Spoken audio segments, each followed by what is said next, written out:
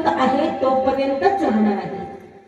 पण आमचे हरिभक्त परायण मुकुंद महाराज यांची कीर्ती जोपर्यंत मंदिर आहे तोपर्यंत त्यांची कीर्ती राहणार.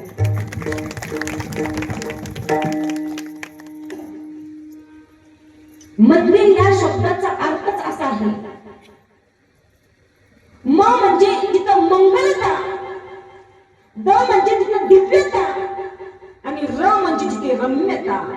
मंगलता, दिव्यता, रम्यता जिथे वास करते त्याला मंदिर म्हणतात.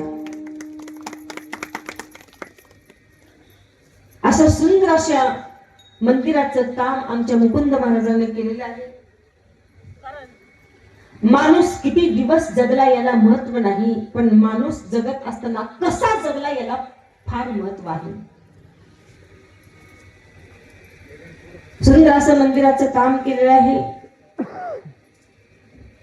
कारण जगत असताना आताच मी सांगितले की जोपर्यंत या मंदिर आहे तोपर्यंत आमच्या मुकुंद महाराजांचं नाव आहे.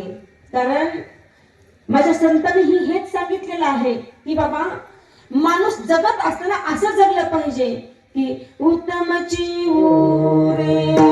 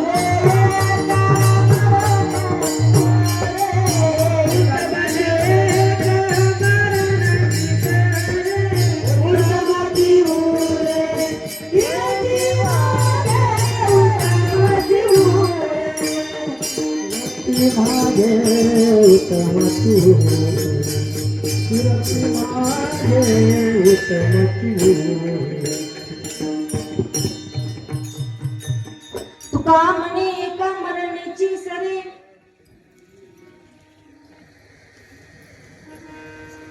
उत्तमाची उरे कीर्ती मागे. महाराज म्हणतात तुका म्हणे एका मरणाची सरी उत्तमाची उरे कीर्ती मागे. प्रत्येकांना मरायचं आहे. आया येसू जाएगा राजा रंग और फकीर. किंवा आजा मेला पंजा मेला बाप मसना नेला. देखत देखत नातू पंतू तोही दैसा झाला. इथं आलेल्या प्रत्येकांना जायचं आहे, पण कसं महाराज म्हणतात जगत असताना कसं जगलं पाहिजे आणि मरणाच्या अगोदर आपल्याला काय ठेवलं पाहिजे. तर महाराज म्हणतात की उत्तमची उरे कीर्ती मागे. उत्तम कीर्ती आपली पाठीमागं ठेवून आपल्याला जायचं आहे. प्रत्येकाला जायचे, पण कीर्ती पाठीमागं ठेवून जायचे. आतापर्यंत प्रत्येकाची कीर्ती आहे. चांगल्याची ही कीर्ती तेवढीच आहे आणि वाईटाची ही कीर्ती आहे. पण जेवढी चांगल्याची कीर्ती आहे तेवढी वाईटाची कीर्ती आहे का? आम्हाला ज्याला राम माहित आहे त्याला रावणही माहित आहे. ज्याला कृष्ण माहित आहे त्याला कंस मामाही माहित आहे. जेवढा चांगला व्यक्ती आपल्याला माहिती आहे तेवढा वाईट ही व्यक्ती माहित आहे. पण आतापर्यंत आम्ही एवढं जगभर फिरतो, पण जगामध्ये असं लिहिलेलं कुठं नाही की कृष्णाला मारायला कोणी आलं होतं? पुतना मावशी. मग पुतना मावशी ब्युटी पार्लर असं कुठं आहे का? शकुनी मामा साडी सेंटर असं आहे का कुठं? कुठंच नाही. ज्याला संत माहित आहे, ज्याला देव माहित आहे त्याला राक्षसही माहित आहे. पण राक्षसाची कीर्ती राहत नाही, पण संताची कीर्ती जोपर्यंत चंद्र सूर्य आहे तोपर्यंत राहणार आहे. म्हणून आपण मरणाच्या अगोदर आपलं काय ठेवलं पाहिजे तर उत्तम कीर्ती पाठीमागं ठेवली पाहिजे. मग कीर्ती कधी राहते हो बाबा? माग कधी राहते? सत्कार्य केल्यावर राहते का लोकांच्या बंदमी जाणून दिल्यावर राहते? लोकांची बांधणी कोरल्यावर राहते का लोकांच्या सत्कार्यामध्ये विघ्न आणल्यावर राहते? सत्कर्म केल्यावर आपली कीर्ती पाठीमागे राहते. मग चांगलं कार्य आम्हाला कळत नाही करायचं, आम्हाला कळत नाही म्हणून संतांनी मार्ग लावून गेले आणि संतांच्या वचनावर आम्हाला चालायचं आहे, तरच आम्ही सत्कार्य करू शकतो. संत सांगून गेले आता आम्हाला. संतांनी हात जोडले तुमच्या आमच्या पुढे की बाबांनो, जन्माला आल्यानंतर काय केलं पाहिजे, कारण जन्मच आम्हाला कशासाठी मिळालेला आहे याच पूर्ण आम्हाला सविस्तर माहिती सांगितलेली आहे संतांनी, पण आम्हाला ते वाचन करू वाटत नाही. वाचन हा विषय तर आता बुडालेलाच आहे. प्रत्येकाच्या हातामध्ये मोबाईल आलेला आहे आणि पुस्तक हे कुठं चाललेत आम्हाला अजूनही कळत नाही. प्रत्येकाच्या हातामध्ये मोबाईल, जिथं माणूस आहे तिथं मोबाईल आहे, जिथं मोबाईल आहे तिथं माणूस आहे. आणि माणसापाशी एकही असा मोबाईल नाही, असा एकही माणूस नाही. इथं दाखवा बरं एकतर मोबाईल नसलेला माणूस. आजचं पॉकेट त्यालाच.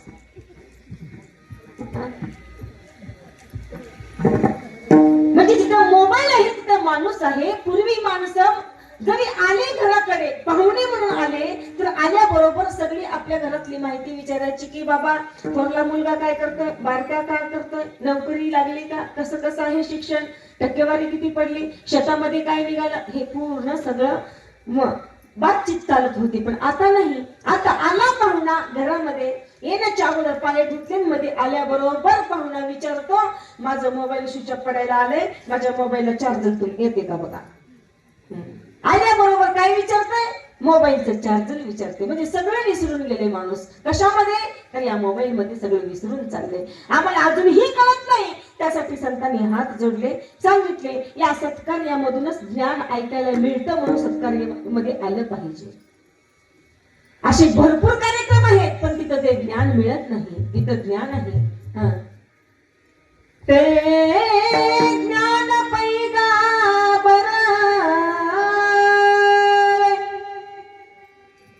जरी मन्यात आणावे तरी संताया भजावे सर्वेश्वेशी. ते ज्ञान पैदा बरवे जरी मनी अति आणावे तरी संताया भजावे सर्वेश्वेशी. ते ज्ञानानं देव दिसतो महाराज. ज्ञान हे आपण काय आहे हे जाणून घेतलं पाहिजे. अजून ज्ञान आमचं लपत चाललंय. ज्ञान म्हणजे नेमकं काय आहे, ज्ञान म्हणजे आत्मज्ञान.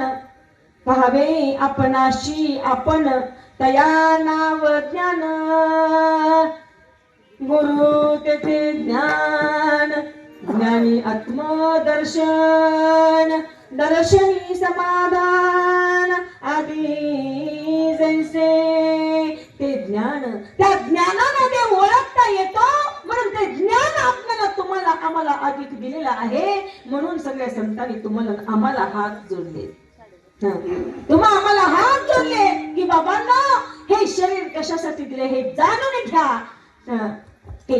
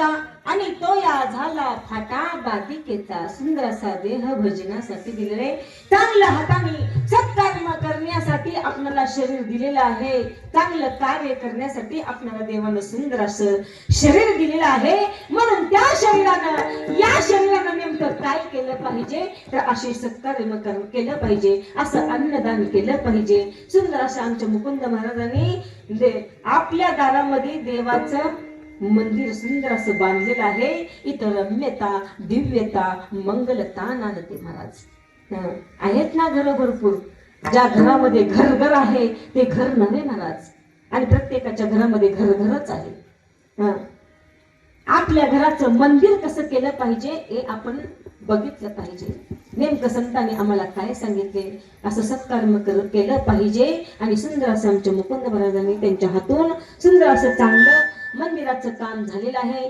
आणि या मंदिराच्या या मूर्ती स्थापनेच्या निमित्तानं माझ्यासारख्या पामराची कीर्तनाची सेवा ठेवलेली आहे सुंदर असे या सोहळ्याला लाभलेले आपल्या गावातील भजनिक मंडळ असतील बाहेरून आलेले भजनिक मंडळ आहेत गायक मंडळी आहेत हरिभक्त पारायण आमचे गोविंद महाराज आहेत गोविंद महाराज जगताप सुंदर अशा आमचे ताई कीर्तनाला उपस्थित आहेत त्यांचंही नाव बॅनरवर होतं फोटोही होत्या मला वाटत होतं इथं आल्यानंतर दिसत नव्हत्या येत्या का नाही की असं वाटत होतं पण सुंदर असं त्यांनी या कीर्तनाला उपस्थिती लावली हरिभक्त पारायण आमच्या पार्वती ताई आहेत हरिभक्त पारायण आमचे महाराज नामदेव महाराज आहेत सुंदर असं ज्यांचं मृदंगावर हात पडतो असे मृदंग महामेरू तालमणी हरिभक्त पारायण आमचे सोमनाथ महाराज आहेत ह्या वयामध्ये काय केलं पाहिजे अजूनही आमच्या लेकराला कळत नाही आणि आमचे मायबाप सांगत नाहीत एक तर ह्याच्या वयाचं लेकरू दिसलं नाही का बघा कीर्तनामध्ये त्याला कीर्तन हे वाजवणं हे भजन हे आवडत नाही ह्या वयातल्या लेकरावाला काय आवडते तर गुगल व्हॉट्सअप मोबाईल त्यांच्या आवडीचा आहे एवढा आवडीचा आहे त्यांचा विषयच ते होऊन गेलाय त्यांना जेवायला एक वेळेस कमी दिलं तर चालेल पण हातामध्ये मोबाईल पाहिजे म्हणून तर आमची पिढी बिघडत चाललेली आहे ह्या वयामध्ये परमार्थामध्ये येणं मृदंग वाजवणं किंवा टाळ वाजवणं किंवा कीर्तनामध्ये बसणं ही भाग्याची याला नाही धन्यता यांच्या आई वडिलांना संतांनी धन्यता दिली धन्य माता पिता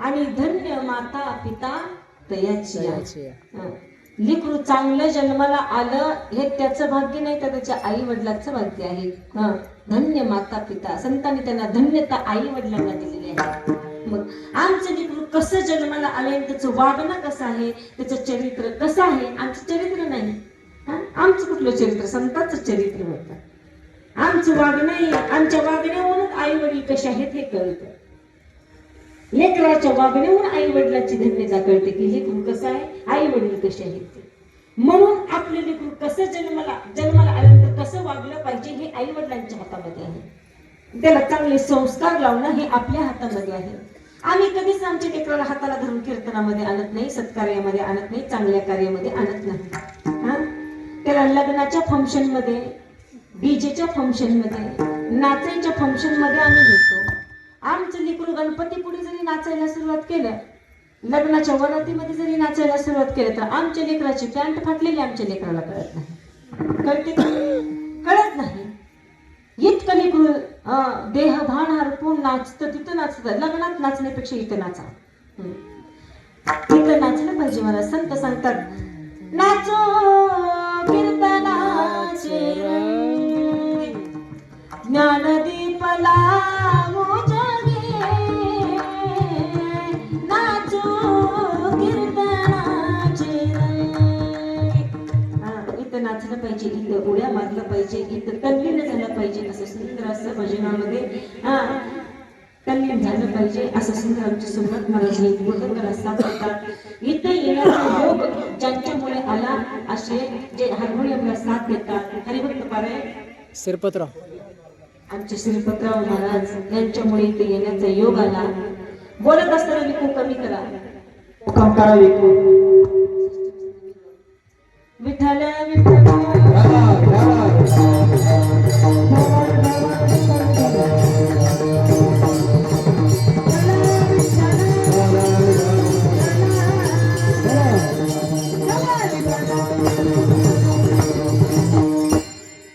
आमच्या बाबामुळे इथे येण्याचा योग आला. त्यांचीही उपस्थिती कीर्तनामध्ये आहे, त्यांनाही मनापासून धन्यवाद व्यक्त करते. आमच्या महिला मंडळ टाळकरी उभा आहे, तर यांनाही धन्यवाद, त्यांचेही धन्यवाद व्यक्त करते. हरिभक्त पारायण आमचे महाराज बालाजी महाराज आहेत, हेही कीर्तनाला उपस्थित, त्यांनाही धन्यवाद, त्यांचेही धन्यवाद व्यक्त करते. आमचे हरिभक्त पारायण अशोक महाराज आहेत, अर्जुन महाराज आहेत, सर्वच महाराज मंडळी. तुमचं नाव सोमनाथ महाराज आहे. सगळ्याचं नाव विसरून नाही बरं का, नाहीतर काही काही ठिकाणी आम्हाला जाऊ शकताय आमचं नाव घेतल्याने बघा. असं म्हणायचं काही नाही. हम तो नाम के प्रेमी नहीं, हम तो हरि नाम के प्रेमी है. आम्ही फक्त देवाचे प्रेमी आहोत. नाव घेणं काही असं काही नसतं, पण घ्यावंसं वाटतं. असं सुंदर असं सगळे टाळकरी मंडळी आहेत, जे गायक असतील, वादक असतील, टाळकरी मंडळी असतील, कीर्तनकार असतील, तुम्ही कसले सगळे श्रोते मंडळी असतील, आणि या कीर्तनाला उपस्थिती ज्यांची पुनश्च कीर्तन ऐकायचं असेल, असे युट्यूब चॅनलवाले आमचे दादा. युट्यूब चॅनलचं नाव काय? मनोभाव सेवा. मनोभावी सेवा हे युट्यूब चॅनल या कीर्तनाला उपस्थित आहे. यांनाही धन्यवाद, यांचेही धन्यवाद व्यक्त करते. सुंदर असं सर्वांचंच नियोजन आहे. सर्वांच्याच चरणी नतमस्तक होऊन आपण आपल्या कीर्तनाकडे वळू.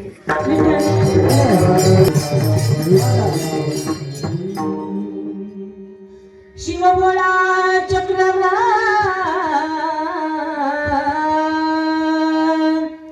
त्याचे पाय माझे चित्ती वाचे बदता शिवना तयानवादी क्रोधकाम.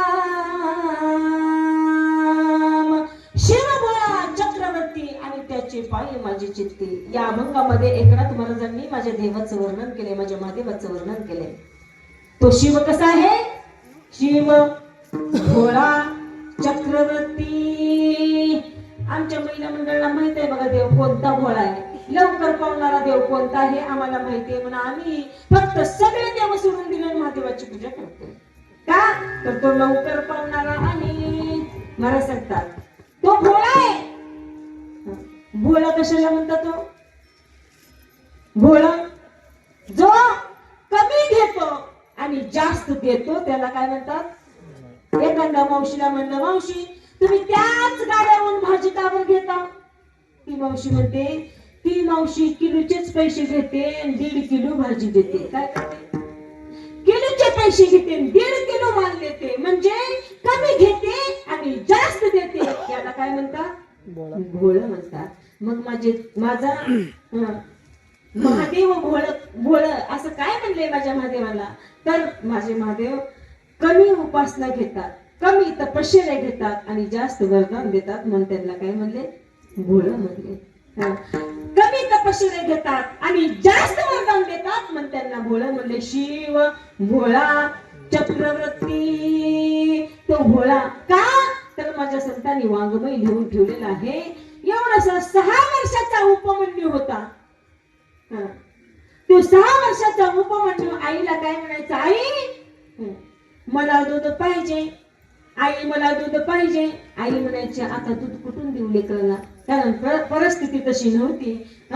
परिस्थिती अशी घाण होती की गाय नव्हती घरामध्ये, दूध नव्हतं. आता लेकराला दूध द्यावं कसं, नाही कसं म्हणावं. लेकराची लेकरानं मागावं आईनं द्यावं. लेकराचे हित वाहे माऊलीचे चित्त, ऐसी कळवण्याची जाती करी ना भावी न प्रीती. लेकराने मागावं आईनं त्याचा लाड पुरा करावं. आता तर दूध नाही घरामध्ये, गाय नाही, आता लेकराला दूध द्यायचं कसं.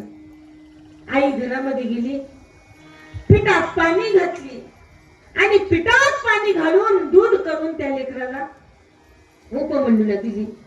त्या लेकराला दूध कसं असतंय, कसलं असतंय, गाय कसली असते, काही माहिती नव्हतं. त्या लेकराने ती दूध म्हणून गट गट गट गट प्यावं असं दररोजचाच उपक्रम चालू होता. पण एक दिवस उपमन्यू, किती भोळा देव आहे हे तुम्हाला सांगायचे बरं का. एक दिवस उपमन्यू आपल्या मित्रासह बाहेर खेळायला गेला आणि बाहेर खेळत असताना खेळ पूर्ण झालं आणि खेळता खेळता ज्या उपमन्यू ज्या मित्रासोबत खेळत होता तो राजाचा मुलगा होता. त्या राजाच्या राणीनं हाक मारली आपल्या बाळाला, बाळा तुझं दूध प्यायची वेळ झाली, तू दूध प्यायले. राणी साहेबाचा मुलगा आई साहेबाला सांगतात, आई माझ्यासोबत उपमन्यू आहे, त्याला ही घेऊन येऊ का. राणी म्हणते, हो बाळा त्याला ही घेऊन ये. उपमन्यू ही गेला, राजाचा मुलगा ही आतमध्ये गेले आणि त्या राणी साहेबानं गरम गरम गरम तापलेलं गाईचं दूध त्या लेकराला दिली प्यायला. उपमन्यूलाही दिली आणि आपल्याही मुलाला दिली. त्या उपमन्यूनं ते दूध घेतले, एक घोट पिला, चव वेगळी लागली, चव वेगळी लागली. त्या आईला त्या राणी साहेबाला विचारतात, राणी साहेब याला काय म्हणतात, याला काय म्हणतात. राणी साहेब म्हणते, बाळा याला दूध म्हणतात, याला दूध म्हणतात. त्याला तर आश्चर्य वाटले, मी जी पितो दररोज दूध त्याची चव वेगळी आहे आणि याची चव वेगळी आहे. पुन्हा त्या लेकरांना पुन्हा एक घोट पिलं, चव वेगळी लागली. राणी साहेब खरं सांगा याला काय म्हणतात. राणी साहेब म्हणून, अरे बाळा, अरे सोन्या याला दूधच म्हणतात, दूध म्हणतात. असं म्हणल्यानंतर उपमन्यूने ते गट गट गट दूध पिलं आणि ते दूध पिल्यानंतर घराकडे पळत गेलं आणि आईला सांगितलं, आई माझी दुधाची वेळ झाली, दूध प्यायची वेळ झाली, मला दूध दे. आई म्हणली, बाळा आता दूध करते, आता दूध करते.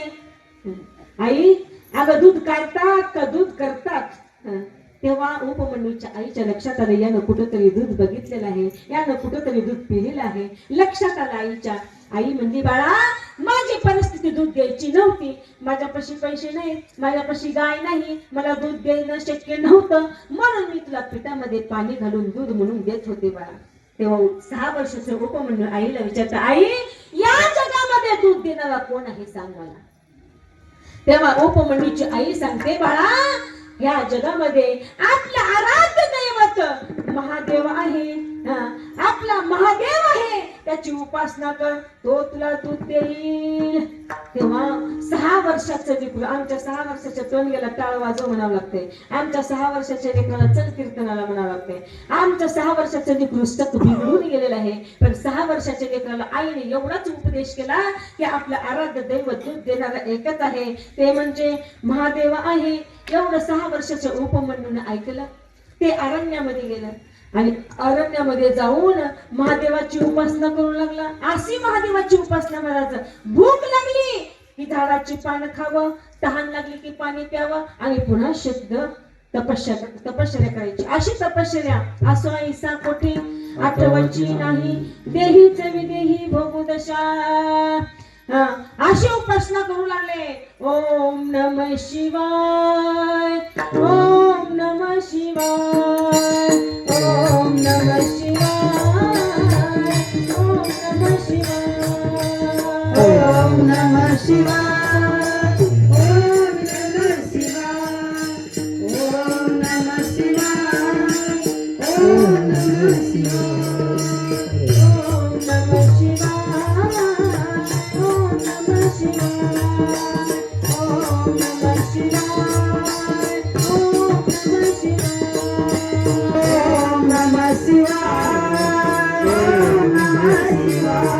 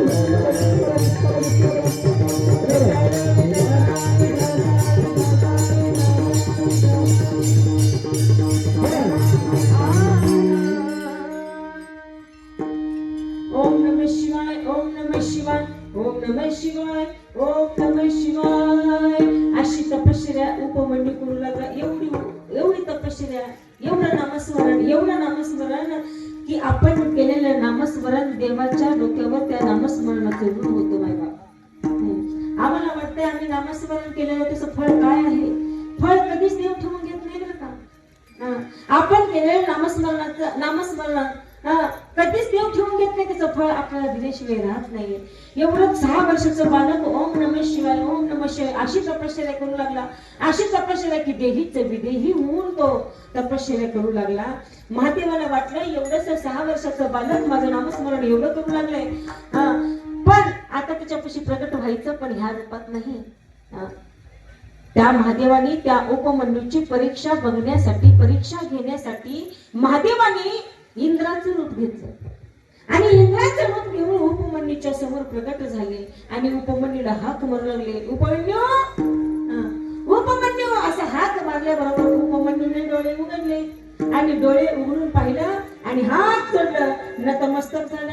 श्री संताचे माता चरणावरी साष्टांग लेखली दंडवत, साष्टांग असा नमस्कार केला आणि हात जोडून विचारलं, देवा तुम्ही कोण आहात. तेव्हा इंद्रदेव सांगू लागले, मी देवादिदेव इंद्रदेव आहे. उपमन्यू तू नामस्मरण करतोस, नेमकं तुला पाहिजे तरी काय. तेव्हा उपमन्यू सांगू लागला, मला वाटीभर दूध पाहिजे. काय पाहिजे. मला वाटीभर दूध पाहिजे. मग तू वाटीभर दूध पाहिजे तर तू नामस्मरण कुणाचं घेऊन तुला माहितीये का. म्हणजे तू नामस्मरण त्या महादेवाचं घेऊन त्या महादेवापाशी काय आहे. म्हणजे ती महादेव आपण स्वतः राहतो कुठं, स्मशान भूमीमध्ये तो स्वतः राहतो. त्याच्याकडे बघायला गेला तर स्वतःच्या अंगावर कपडे सहित त्याला नीट नाहीत. म्हणजे महादेवाला राहिला घर नाही, अंगावर कपडे नाहीत. त्याचे मित्र बघायला गेले, काही 2 तोंडाचे, काही 6 तोंडाचे, काही 5 तोंडाचे, काहीच्या शरीराला तोंडच नाही. भूत वेताळ नाचती, भूत वेताळ नाचती, भूत वेताळ नाचती, भूत वेताळ नाचती, भूत वेताळ नाचती, भूत वेताळ नाचती, भूत वेताळ नाचती, भूत वेताळ नाचती. हर्षयुक्त उमापती, हर्षयुक्त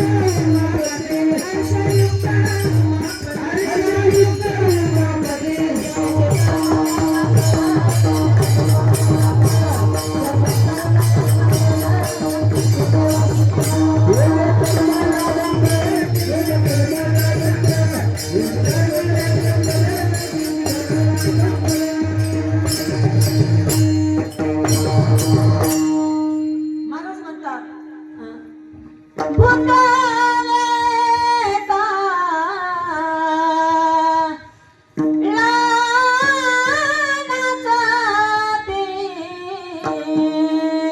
हर्षयुक्त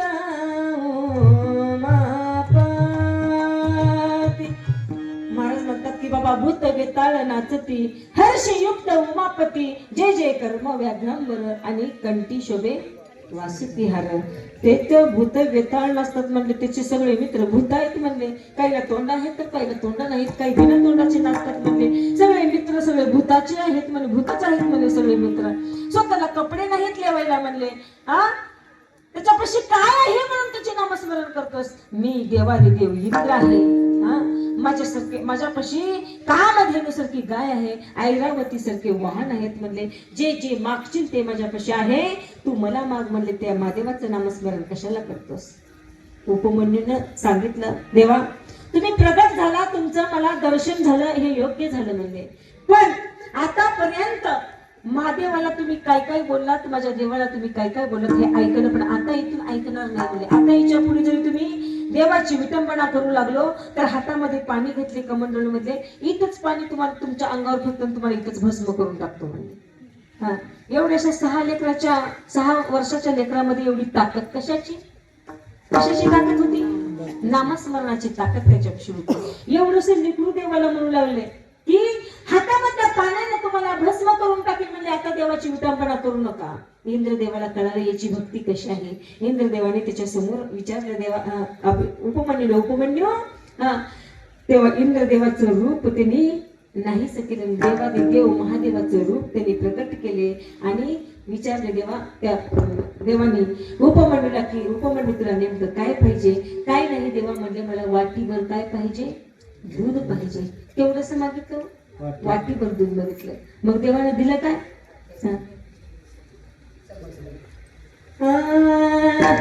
शिराचा सागर उपमा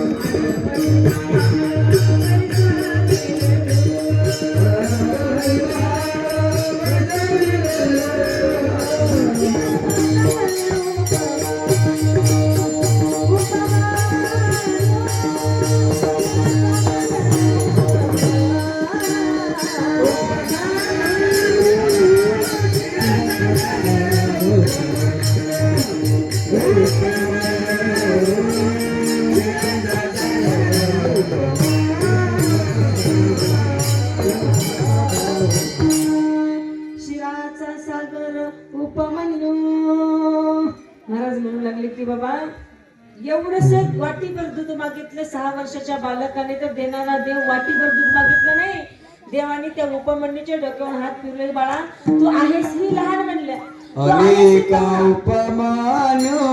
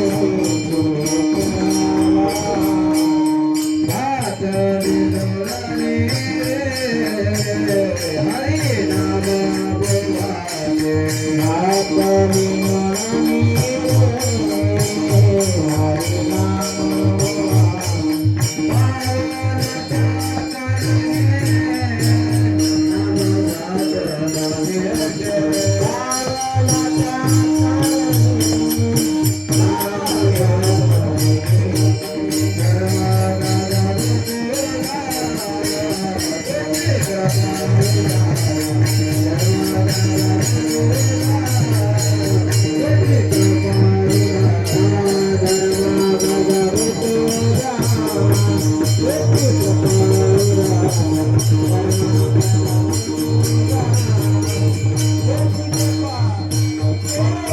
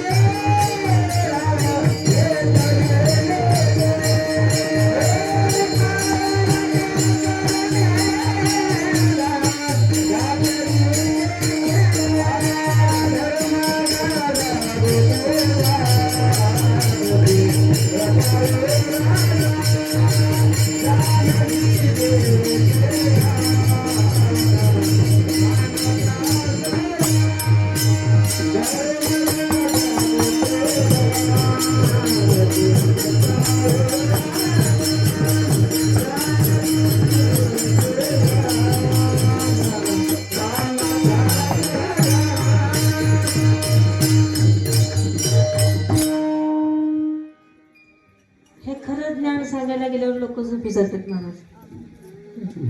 आणि खरं पाठांतरही नाही. धातून एखादे महाराज असे पाठांतरात त्यांच्या पाठीमागं म्हणायचं मात्र हो ना ना ना ना ना ना ना असंच म्हणावं लागतं. आणि खरं सांगायला गेलं की लोक उठून जातात. आजकाल लोक हसायचं आणि काहीतरी कुठले तरी कॉमेडीचे 2-4 दृष्टांत सांगितलं की लोक झोपलेले उठून येतात आणि ज्ञान सांगायला गेलं की बसलेले उठून खरं पचना गेले, सत्य टिकना गेले. पण सत्यच सत्य आहे बरं का. सत्य काम केलं तर सत्यच तुम्हाला एक दिवस सद्गतीला नेईल, नाही तर धातली या भया तुका म्हणे सत्य सत्य काय कर्म केलं तर सत्य तुम्ही मग काहीतरी असं म्हणजे माणूस मग जन्माला आलं तर आपली पाठीमाग कीर्ती राहते, नाही तर घातली या भय नरका जाणे, नरकात गेल्याशिवाय राहत नाही. एवढंसं 6 वर्षाच्या बालकानं देवाला मागावं, वाटीभर दूध मागावं, देवानं म्हणावं बाळा तू कवळायस, दिसायलाही कवळा, बुद्धीही कवळी आणि मागतोसी काय वाटीभर दूध. तुझी बुद्धी कवळी आहे म्हणले, वाटीभर दूध मागतोस, आतापर्यंत तपश्चर्या केलास आणि मागतोस तर काय वाटीभर दूध. देवानी वाटीभर दूध नाही तर शिराचा सागर उपमन्यू, पूर्ण दुधाचा समुद्रच देऊन टाकला उपमन्यूला 6 वर्षाच्या बालकाला.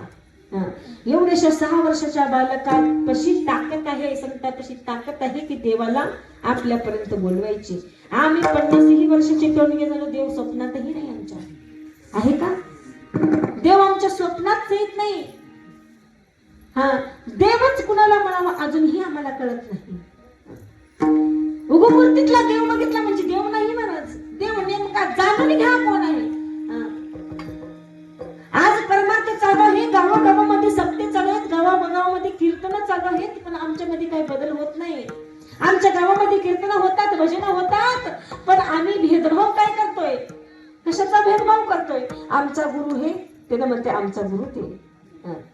आणि गुरुपाशी काय आहे, गुरुपाशी देव एकच आहे. गुरुपाशी आहे देव आणि वारंवार सांगू काय एकच देव आहे आणि तेच गुरु आपलासा करून, तोच देव आपलासा करून घ्या असं संत सांगतात. आपुला तो एक देव करून घ्यावा आणि तेने विना जीवा सुख नव्हे. महाराज म्हणतात त्याच्याशिवाय सुख नाही. हरी असो किंवा हर असो. हरी हरा भेद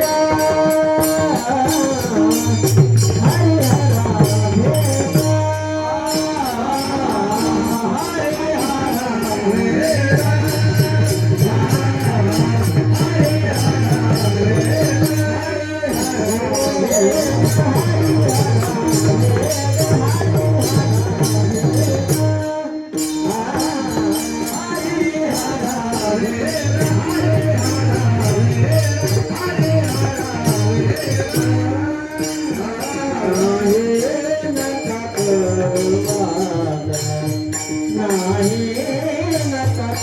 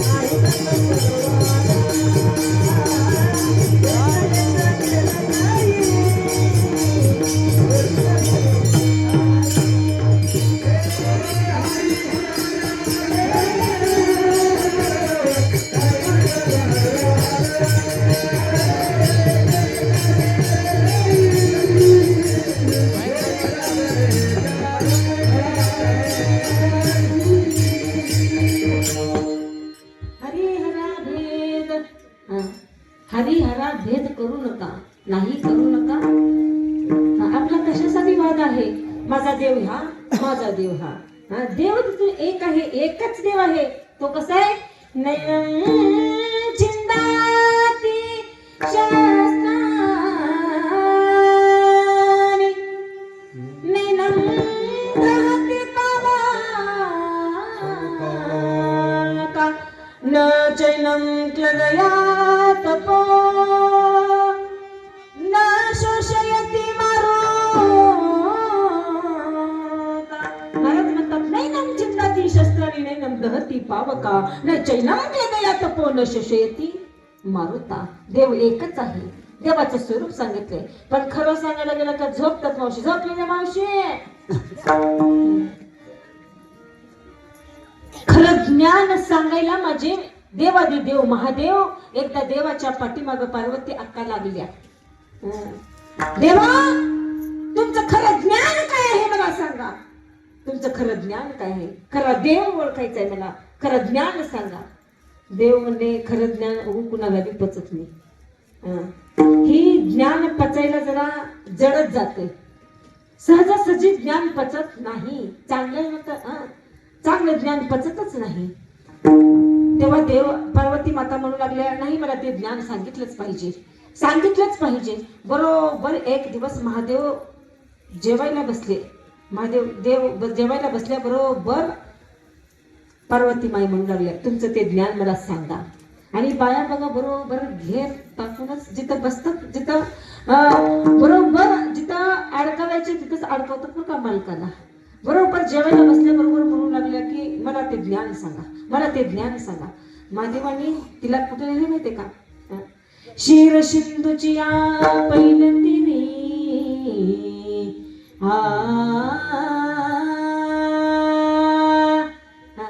शक्तीची कुर्ण कुवरी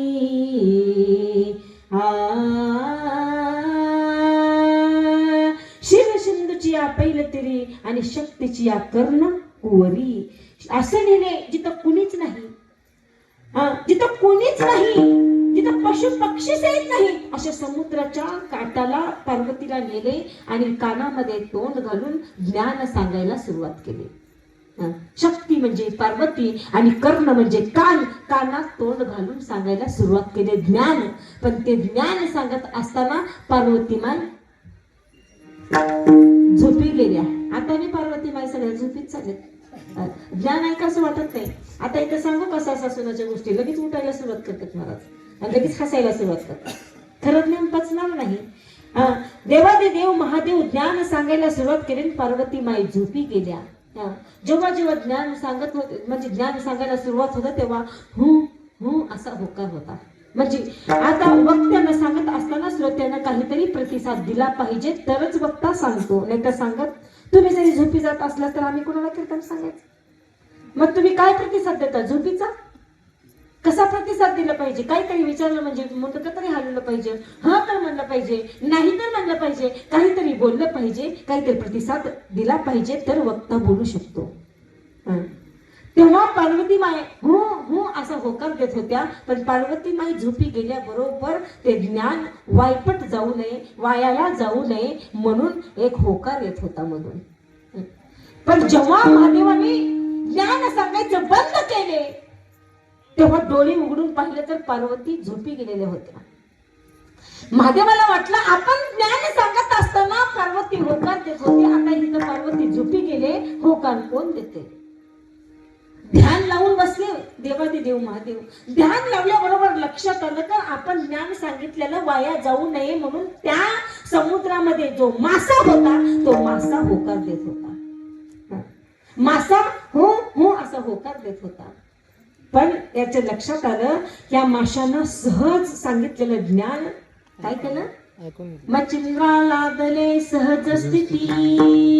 सहज ज्ञान भेटलं होतं आणि सहजासहजी भेटलेलं ज्ञान पचत नसतं. म्हणून माय माऊलीनं ज्ञान ऐकत असताना फुकट कधीच ऐकायचं नसते. आमच्या संप्रदायाचा नियम आहे, आम्ही गुरु करून घेत असताना काहीतरी 1-2 रुपयात दक्षिणा त्यांच्या पायापाशी ठेवतो मगच गुरु करून घेतो. अशा आहे का नाही सांप्रदायिकचा नियम? म्हणजे ज्ञान ऐकत असताना ज्ञान हे फुकट कधीच ऐकायचं नसते. म्हणून कीर्तन आपल्याला सगळ्यांनी पैसे देऊन पाया पडायचं बरं. हा, ज्ञान फुकट ऐकायचं नसतं. असं ज्ञान लक्षात आलं महादेवाच्या की बाबा मी ज्ञान सांगितलेलं सहज त्याला भेटलं. तो पैसा दिला होता का? नाही, सहज होकार दिला. मच्छिंद्राला आदले सहज स्थिती, सहज भेटलेलं ज्ञान त्याला पचलं नाही. ते ज्ञान आतमध्ये जाताना सहज गेलं, पण ते ज्ञान बाहेर येताना माशाचं पोट फाडून बाहेर आलं. पोट फाडलं महाराज, पोट फाडलं. सहज भेटलेलं पचत नसतं, पोट फाडून ते ज्ञान बाहेर आलं. हे लक्षात आलं माझ्या महादेवाच्या. मच्छिंद्राने बोध गोरक्षाशी केला. ते ज्ञान मच्छिंद्राने ठेवून घेतलं नाही. हे बाबा सहज मिळालं ज्ञान, जाताना सहज गेलं पण येताना पोट फाडून बाहेर आलं. हे आपल्यापाशी ठेवायचं नाही. आता हे ज्ञान सहज भेटलेलं आपल्यापाशी ठेवायचं नाही म्हणजे. आणि मच्छिंद्राने बोध गोरक्षाला घेऊन टाकले. गोरक्षाने ते ठेवून घेतलं नाही. गोरक्ष वळला गहिनी प्रती. गहिनी नाताना ही ठेवून घेतले नाही. गहिनी प्रसाद निवृत्ती दातार. आतापर्यंत एकाला देत आले, पण ज्ञानेश्वर महाराजांनी ते ज्ञान असं गुपित ठेवलंच नाही. ते ज्ञान जगाला उघड करून दाखवले. ज्ञानदेव सार ज्ञानदेव सार चोजविले. ज्ञानेश्वर महाराजांना जगाला ज्ञान उघड सांगितले. आता विश्वात्मके देवे येणे वाग्यज्ञ तोषम. या ज्ञानापासून वंचित कुणीच राहू नये. जे खळांची सांडो, जे खळ आहेत त्यांच्यापर्यंत ज्ञान पोचवले. जे आसुरी जातीचे आहेत त्यांच्यापर्यंत ही ज्ञान पोचवलं. हे ज्ञान सहज सगळ्यांना देऊन टाकलं माझ्या देवाने. मग ते ज्ञान सहज भेटलेलं ज्ञान पचत नाही म्हणून काहीतरी आपण दक्षिणा देत असतो महाराज. म्हणून इथेही सांगितलेलं आहे की बाबा सहजासहजी ज्ञान पचत नाही. ते ज्ञान ऐकायला ज्ञानाचं आत्मा म्हणजे कसं ज्ञानाची दृष्टी लागते, ज्ञानाचे कर्ण लागतात. ते ज्ञान ते देवापाशी गुरुपाशी मिळतं. म्हणून गुरु करून घेतला पाहिजे. गुरुपाशी आहे देव आणि वारंवार सांगू काय देवा देव गुरुपाशी आहे. देव देव म्हणून व्यर्थ कार्य फिरते. देव देव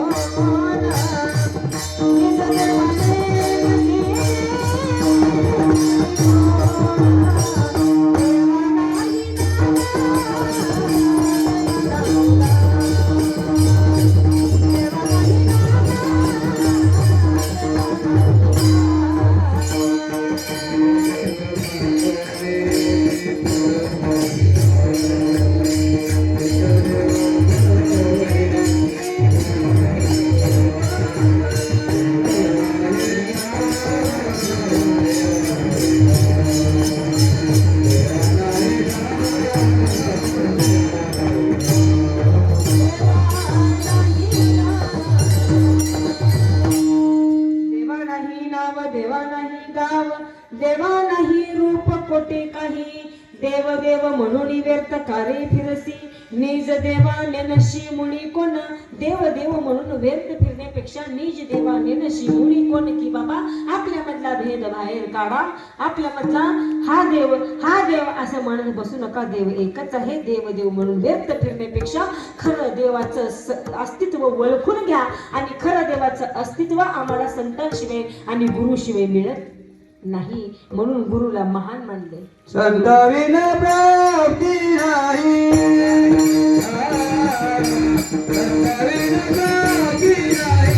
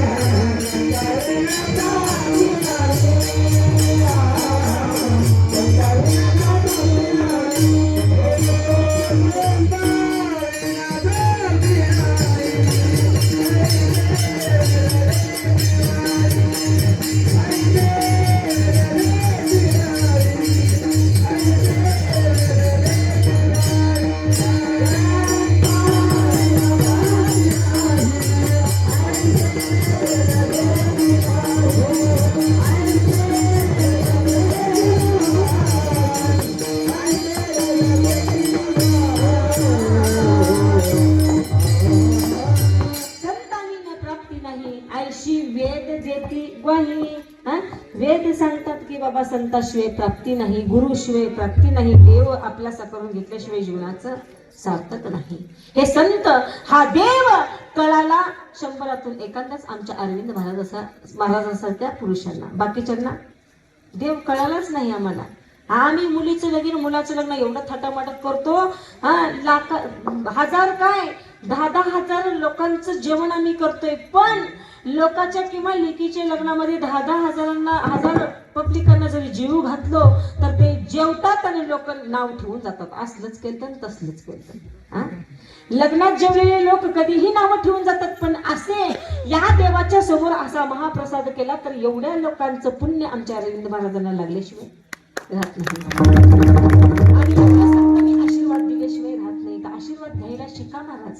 आशीर्वाद घेतला पाहिजे, अन्नदान केलं पाहिजे. आणि हे अन्नदान हे इथं कळत नाही, आपण मेल्यानंतर तिथं गेल्यानंतर कळतं की आम्ही किती अन्नदान केलोय, किती वस्त्रदान केलोय, किती दान केलोय. याची सर्व लिखापडी तिथं एक वकील आहे, त्या वकिलाने लिहून ठेवलेला आहे का महाराज? वकील आहे तिथं, चित्रगुप्त नावाचा वकील आहे. आपण जन्मल्यापासून मरेपर्यंत कुठले कुठले कुटाने केले, किती अन्नदान केले, किती वस्त्रदान केले, किती संतांना जीव घातले, किती संतांचा आदर केलाय, किती देवाला भजले, किती लोकांचे लग्न मोडले. असंच किती कीर्तनाला येत असणाऱ्यांना येऊ देत नाही. असे जेवढे जेवढे कुटाने केलेले आहेत सर्व काही लिखापडी तिथे चित्रगुप्त वकिलापाशी लिहून ठेवलेले आहे. आम्हाला वाटतं आम्हाला कोणी बघितलंय पाप केलेलं, आणि पाप केलं आमचं का वाटलं झालं, आणि इथं वाटलं नाही झालं, पण तिथं गेल्यावर सगळं फेडावंच लागतं. केले कर्म झाले त्याची भोगा उपजलेले ऐसे किती. केलेलं कर्म भोगावंच लागते महाराज. भोगने ते फळ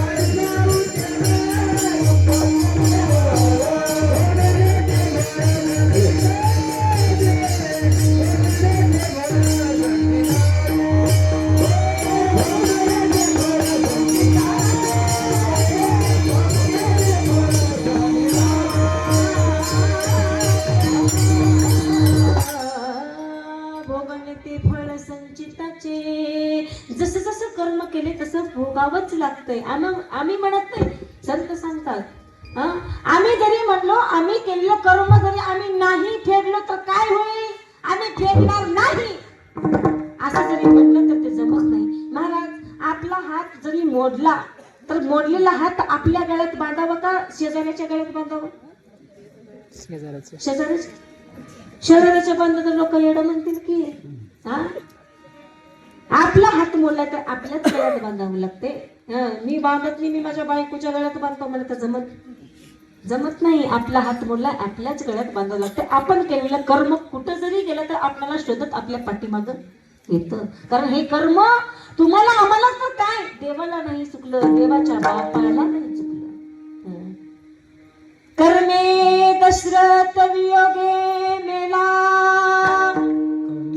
कर्मे श्रीराम वनवासा गेला, कर्मे रावण क्षय पावला, वियोग घडला सीतादेवी.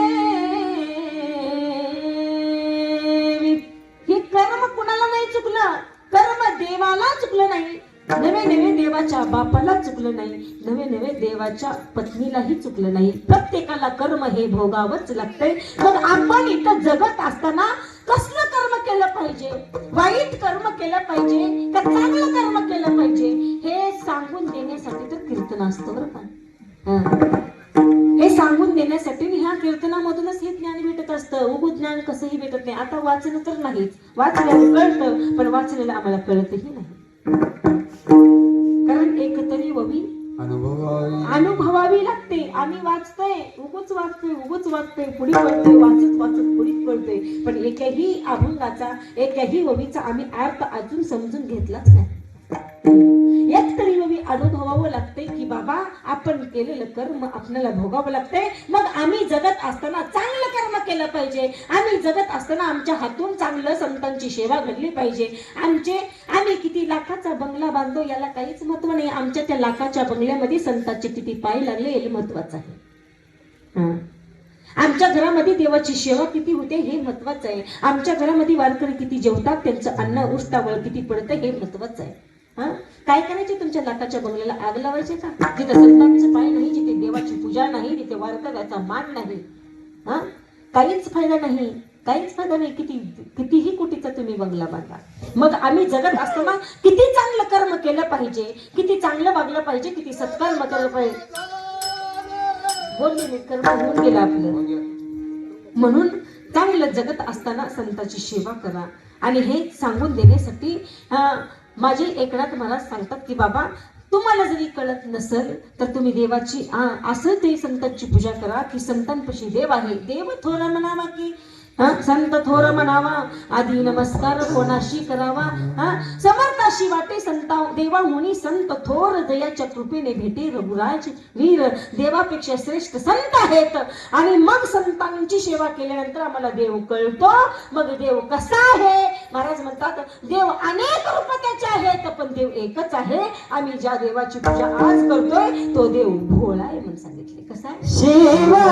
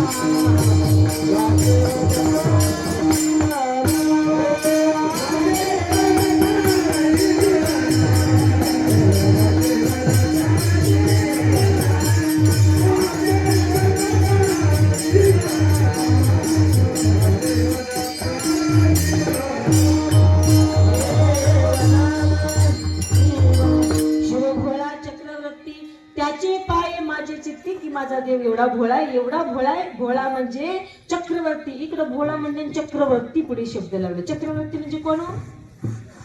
चक्रवर्ती म्हणजे राजा. आणि राजा झालं की तू पुढची पदवी संपली, पुढे कुठलीच पदवी नाही. तो राजा आहे. पण इकडे भोळा म्हणले. किती भोळा? हल हल नावाचं विष निघालं तेव्हा सगळ्या देवाला चिंता पडली की बाबा आता ही विष कोण प्राशन करणार? पृथ्वीवर पडलं तर पृथ्वी नष्ट होणार. आता या हल हल नावाच्या विषाचं काय करायचं? सगळ्या देवांनी मिटिंग घेतली. चला म्हणले कैलासाला तिथं येड आहे. कोण आहे? भोळा आहे. भोळा आहे. भोळा देव बसल्यामुळे त्या भोळ्या देवाला पाजून येऊ म्हणले हे विष. आणि कैलाशीचा देव भोळा चक्रवर्ती. कैलाशीचा देव भोळा चक्रवर्ती. पार्वतीचा पती योगीराज. तिचं वर्णन केलंय. ते भोळा आहे. सगळे देव ती हल हल नामाचे विष घेतले, कैलासावर गेले. कैलासावर गेल्यानंतर तिथं महादेव भजन करत बसले होते. ते आपण देवाचं महादेवाचं भजन करतोय. महादेव कुणाचं भजन करतात? भजन करी महादेव,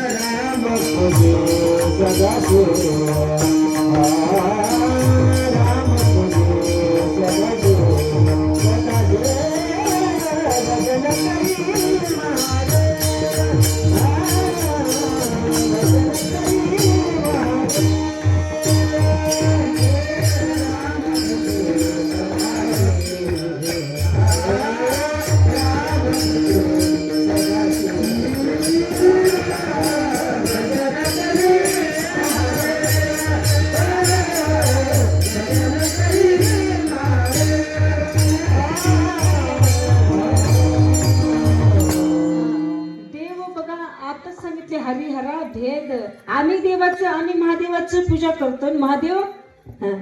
श्रीराम जय राम जय जय राम, भजन करी महादेव. राम पूजे सदा शिवा शिवा, राम पूजे सदा शिवा. श्रीराम जय राम जय जय राम, भजन करी महादेव. रामाचं भजन करत बसले होते, पण महादेवाच्या शेजारी कोण बसले होते? पार्वती माई बसली. चंद्र तेथे चंद्रिका, शंभू तेथे अंबिका, संत तेथे विवेका, असते जे की महाराज सांगतात जिथे शंभू आहे तिथे अंबिका म्हणजे पार्वती माई होत्या. आणि पार्वती माई कडेला बसलेल्या होत्या. महादेव रामाचं भजन करत होते. देवादिदेव आले, देवादिदेव सर्व देव आले आणि महादेवाला जागा केले. आणि जागा करून म्हणतात, हे हल हल नावाचं विष पृथ्वीवर जरी पडलं तर हे पृथ्वी नष्ट होईल, हे विष तुम्ही प्राशन करा. तेव्हा पार्वती माई म्हणू लागली, माय म्हणली तुम्ही सगळे देव तुम्ही चालाय, तुमच्यापैकी एकाला प्यावं का नाही, माझ्याकडे नवऱ्याकडे घेऊन आला म्हणजे. कुणाच्या बायाला वाटतं इथे बसल्यापैकी महिलेला, कुणाला वाटतं की आपला नवरा इंड्रेल पिऊन मरावा, वाटतं का? विष पिऊन मरावा वाटतं का? तिथे ते पार्वती माई होत्या. म्हणली नाही, म्हणली माझ्या नवऱ्याला द्यायचं नाही. किती जरी कंटाळला, किती जरी काही झालं, बायकोला नवरा सोडून जात नाही, नवऱ्याला बायको सोडून जातं का? ते लईच टेन्शन. टेन्शन म्हणजे अशी टेन्शन येऊ लागते की ती फाशी घेऊन असं, पण ते टेन्शन नसतं महाराज. टेन्शन शब्द असा ऐकून देवाला म्हणजे त्या डॉक्टरला टेन्शन यायला गेले. आपलं शरीर कशासाठी दिले ज्ञान जरी तुम्ही समजून घेतलं तर माणूस कधीच आत्महत्या करत नाही. घरात दोघं नवरा बायकोचं भांडण झालं, नवरा म्हणला बायकोला आज आत्महत्या करणार म्हणजे करणार, आज मी जीव देणार. जावा म्हणजे तुमचं दररोजच आहे म्हणजे मरणाराव कट्टाळा नाही मला ऐकून, जावा म्हणजे. गेला नवरा मरायला. कुठे गेला? स्वतःच्या शेतातच गेला. भरलेली विहीर होती. मधी वाकून बघितला, मरावं का कसं करावं ते दोन विचार येऊ लागले. दिवसभर त्या पाण्यात पाय सोडला, हलवत बसला, मरावा का नक्की की मरावं की नक्की. 6 वाजले सकाळी गेलेल्या म्हातारा, 6 वाजले. शेवटी म्हणलं राग आणि भीक माग म्हणलं, चला म्हणलं जाऊ, कशाला मरावं, आपण मेलं आपलं सगळं बुडालं, त्याचं का जाणार आहे म्हणलं. उठलं, पाय पाण्यातले काढलं, पाय विहिरीतून उठलं आणि गेलं घराकडे. उघडदार. बायको मधून म्हणजे अजून जिवंतच हा का म्हणजे, अजून मेल नव्हता. ती म्हणलं उगूच आला का वापस, मरणार होतो. दिवसभर मी विचार केलो म्हणले मरणार होतो, पण आपली विहीर भरली आणि त्या विहिरीत पाणी नुसतं घडूळ आहे म्हणून वापस आला. कसं आहे, पाणी घडूळ आहे म्हणून वापस आले. मग मरायला नितळ पाणी लागते का? नाही लागत. पण मरायचं ही निमित्त आहे मला. तसं तर आत्महत्या करणं हे पापच आहे. पण कुणाच्याच पत्नीला वाटत नाही की आपला पती मरावा, विष प्यावा असं वाटत नाही. तिथे देव महादेवाची पत्नी होती. ती म्हणली माझ्या महादेवाला, माझ्या नवऱ्यालाही विष द्यायचं नाही. तेव्हा देवाने सांगितलं, महादेवानी हे विष पचवण्याचं ताकद माझ्यापाशी पार्वती आहे. हे विष जरी मी पेलं तर पृथ्वी सगळी चांगली जरी राहत असली, माझ्यामुळं जग जरी सुरक्षित राहत असलं तरी विष प्यायला मी तयार आहे. विष पेले महाराज. विष पेल्यानंतर महादेवाच्या अंगामध्ये एवढी दहा झाली, अंगामध्ये आग उठली, दाह झाली. तेव्हा महादेवाने वाघाचं वरलं कातडं पूर्ण शरीराला पांघरून घेतलं, तरी पण दाह शांत नाही. आपल्या या जटावर गंगा ठेवली, पाण्याची गंगा, अंगामध्ये दाह झालेली शांत व्हावी म्हणून गंगा ठेवली, तरी दाह शांत झाली नाही. गळ्यामध्ये सर्प अडकवला. सर्प हा थंड असतो म्हणे. ज्याला जरी ट्राय करायचं असेल तर सर्प घ्यायचं गळ्यामध्ये अडकवून बघायचं, इतका थंड असतो म्हणून बरं का. सर्प गळ्यामध्ये अडकवला थंड वाटावं म्हणून, तरीही दाह शांत नाही. शेवटी महादेवानी काय केलं तर त्या रामाचं भजन केलं. रामाचं भजन केलं. श्रीराम जय जय राम, भजन करी महादेव. असं भजन केले. नुसतं नामस्मरणाने अंगातली दाह शांत झाली महाराज. एवढी नामा